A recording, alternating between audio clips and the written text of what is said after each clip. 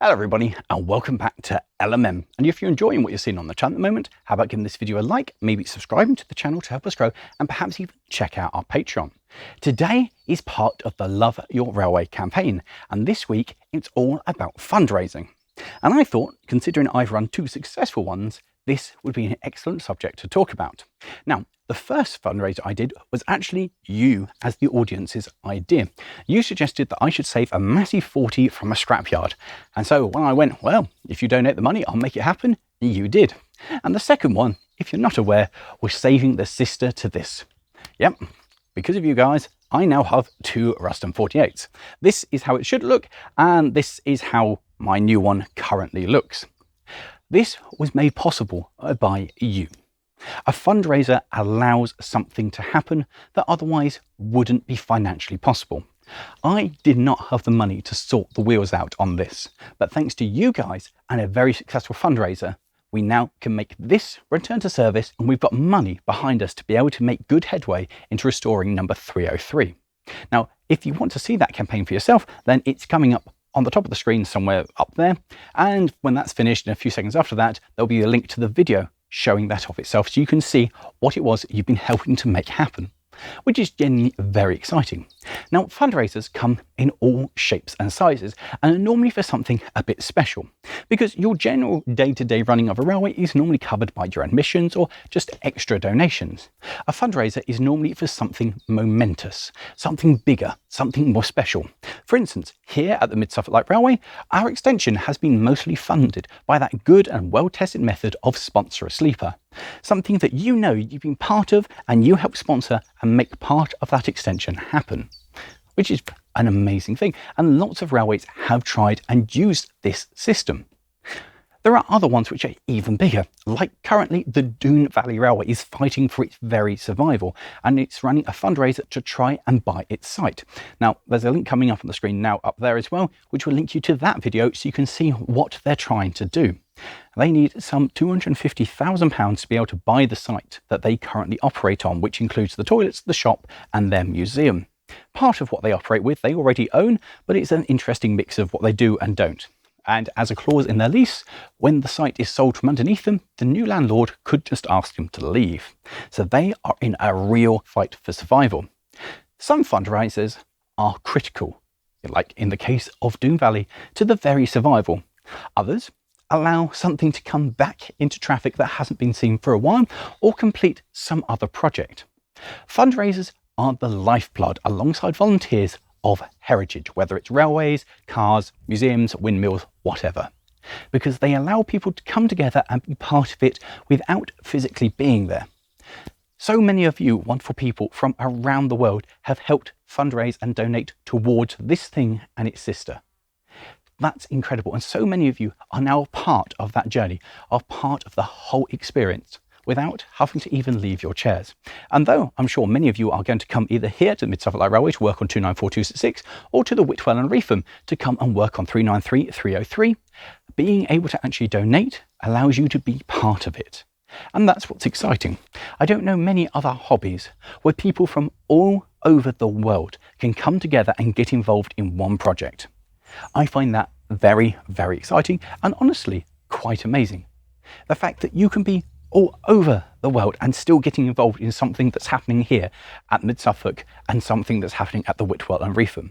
There are very few other hobbies, interests or organisations worldwide that allow you to do that, and people to feel that joined connection, that sense of community without actually physically being there. Fundraising is incredible in what it gives back. The fact that you feel like you are a part of something, the fact that you feel that you've helped with something, because really you have. That's the most critical thing. So many of these fundraisers are so important to the particular organisation that they belong to. And you can help make that happen. And when whatever it is, whether it's a station like the one at Corwin on the Llangollen that's just reopened, to our extension of Mid-Suffolk, to the Dune Valley Railway fighting for survival, you can feel like you've been part of it and that you've helped make that happen.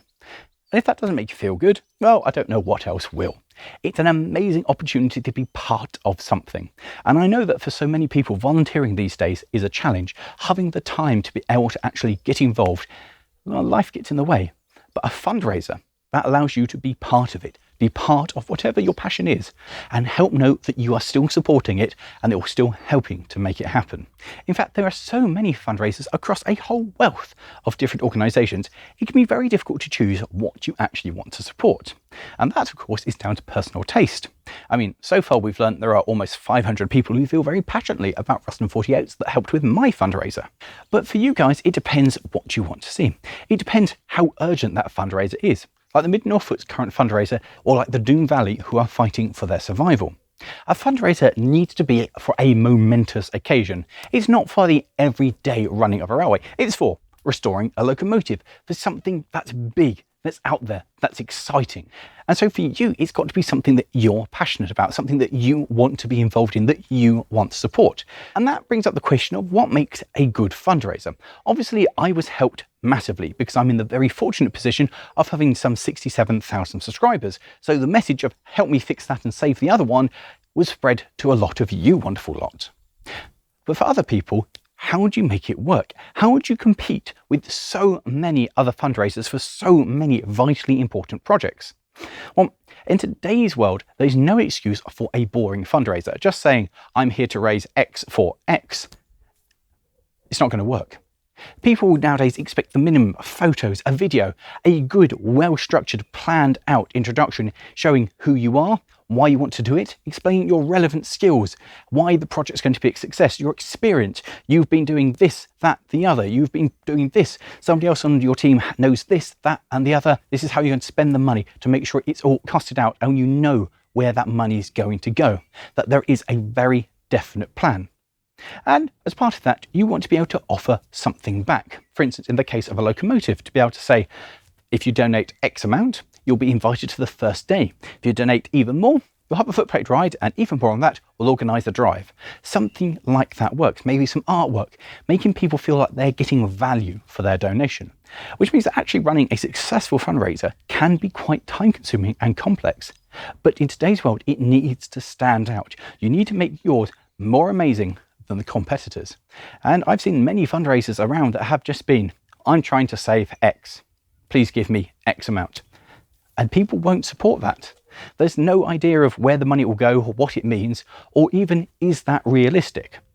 Now, to a degree, with mine, I gave you enough information that I own this one and I want to try and save the other one, and the rest of it will work out as we go along. That was my fundraiser. It wasn't for a costed restoration. It was to save one, and then any money that went over to work on this one and that one. The fact we're way over target means that I have money to play with this one and the other one and actually make things happen, which is exciting. And it means that you guys, through fundraising, get to be part of that adventure. You're along with me on that journey, doing something that I couldn't do without you, which is the sheer point of fundraising. It allows magic things to happen, things which are bigger than just one person, one group, or one organisation. It allows you from all over the world to get involved and help support heritage.